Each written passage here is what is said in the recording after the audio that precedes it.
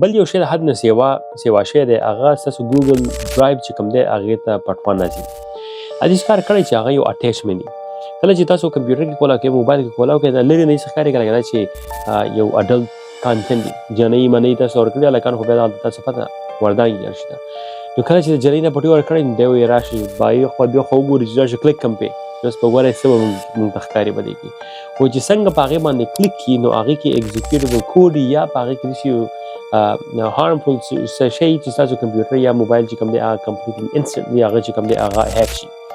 هغه په دې باندې هیک کېږي. نن سبا خو ګوره هغه ورځې تللي دي چې به تاسو په یو شي باندې کلیک کو هغه بیا انسټالېدو او بیا د هغې نه بعد به تاسو ته نیکسټ او یس او ته بیا اګري کېږي نه اګري کېږي. هغه ورځې تللي دي بایي. دا خو نن سبا د اے آی دور دی.